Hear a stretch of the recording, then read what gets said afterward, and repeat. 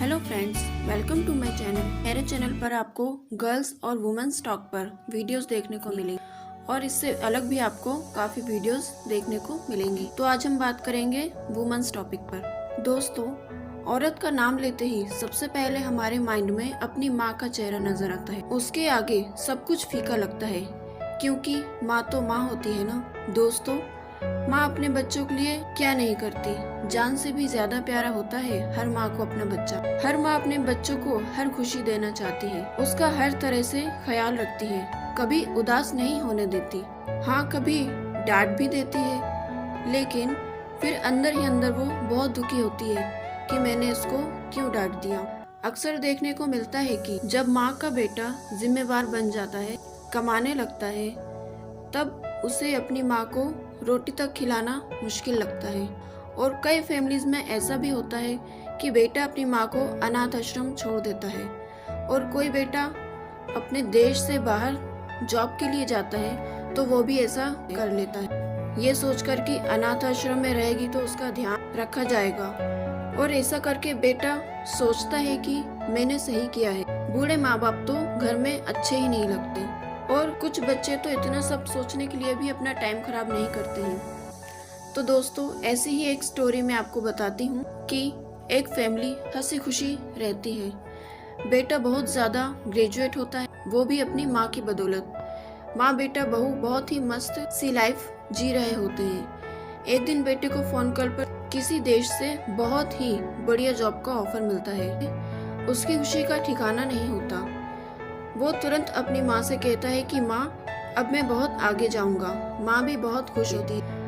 फिर वो बेटा माँ के सामने अपनी वाइफ से कहता है कि चल पैकिंग कर लेना, हमें कुछ दिनों में वहाँ जाना है, अब वहीं रहना होगा। माँ भी ये सोचती है कि कोई बात नहीं, बेटा अपनी खुशी में मुझे शायद बोलना भूल गया होगा। फिर कुछ दिनों बाद बेटा और बहू अपनी माँ के पास उसे ये कहने के लिए आते हैं कि अच्छा माँ, हम चलते हैं, तेरे लिए वहाँ से कुछ पैसे भेज दिया करेंगे, अपना ख्याल रखना। इतना बोलकर वो दोनों वहाँ से चले जाते हैं। अब आप ही बताइए दोस्तों, उस माँ के दिल पर क्या बीतती होगी। बेटे को कभी कभी फोन कर लिया करती थी, और फिर धीरे धीरे तो फोन कॉल भी बंद हो गए थे। फिर भी माँ ये सोचकर अपने मन को बहला लेती थी कि बेटा विदेश में जॉब कर रहा है, उसे वहाँ टाइम नहीं मिलता होगा, कोई बात नहीं, जब भी समय मिलेगा वो मुझे फोन जरूर करेगा। फिर बहुत टाइम बाद उस माँ के पास एक फोन आता है। हेलो माँ, मैं बोल रहा हूँ। माँ, ठीक तो हो ना? माँ उसकी आवाज़ सुनकर बहुत खुश हो जाती है, क्योंकि वो कोई और नहीं, उसी का बेटा होता है। माँ पूछती है, तुम बताओ, तुम कैसे हो? बहू कैसी है? मेरा पोता कैसा है? और वो कहता है, माँ, हम दोनों ठीक हैं। मैं अगले महीने तुम्हें लेने आ रहा हूँ। तुम्हारी बहू भी कहती है कि हम सब साथ में रहेंगे, वो भी तुम्हें बहुत याद करती है। फिर वो कहता है, माँ सुन रही हो ना? माँ कहती है, हाँ बेटा, सुन रही हूँ। बूढ़ी आंखों से खुशी की अश्रुधार बहने लगती है।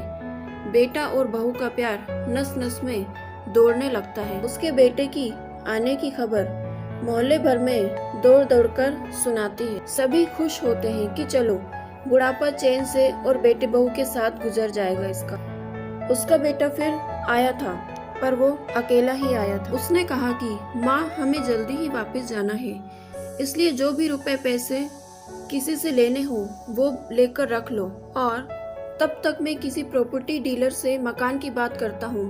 माँ ने पूछा, क्या? फिर वो कहता है, हाँ माँ, अब ये मकान बेचना पड़ेगा, वरना कौन इसकी देखभाल करेगा। हम सब तो अब हमेशा के लिए वहीं रहेंगे, अब यहाँ हमारा आना नहीं हो पाएगा। सारे पैसे उसकी माँ ने अपने बेटे के हाथों में थमा दिए। फिर वो दोनों एयरपोर्ट के लिए निकले। पहुंचकर उसके बेटे ने कहा कि माँ, तुम यहाँ बैठो, मैं अंदर जाकर सामान की जांच और बोर्डिंग और वीजा का काम निपटा लेता हूँ, फिर आपको सीधा फ्लाइट में ले जाऊंगा, आप यहीं बैठना। माँ ने कहा, ठीक है। उसकी माँ बहुत बहुत खुश थी।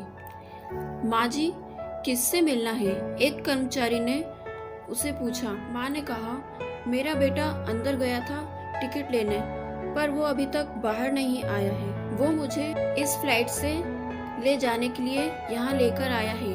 हम दोनों बस जाने ही वाले थे, पर वो अभी तक वहां से चेकिंग करा के बाहर नहीं आया है। फिर उस कर्मचारी ने बताया कि माँ जी, अंदर तो कोई पैसेंजर नहीं है और जिस फ्लाइट के बारे में आप बता रही हैं वो तो कब की जा चुकी है। फिर उस कर्मचारी ने उसके बेटे का नाम पूछा और उसने अंदर जाके चेकिंग की और आकर उस माँ को बताया कि माँ जी, ये तो इस फ्लाइट से जा चुका है। इसके बाद होना ही क्या था, उस माँ की आंखों से आंसुओं का जैसे सैलाब ही फूट पड़ा। बूढ़ी माँ का रोम रोम कांप उठा। किसी तरह वो घर वापस पहुंची, लेकिन वो अब बिक चुका था। रात में घर के बाहर चबूतरे पर ही सो गई। सुबह हुई तो दयालु मकान मालिक ने एक कमरा रहने को दे दिया। पति की पेंशन से घर का किराया और खाने का काम चलने लगा। समय गुजरता गया।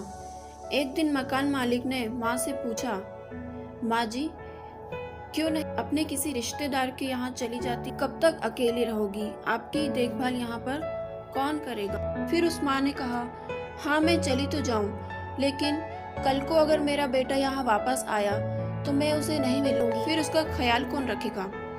उस मकान मालिक की आंखों से आंसू बहने लगे और उसके मुंह से ये शब्द बाहर निकले। उसने कहा, माँ तो माँ ही होती है।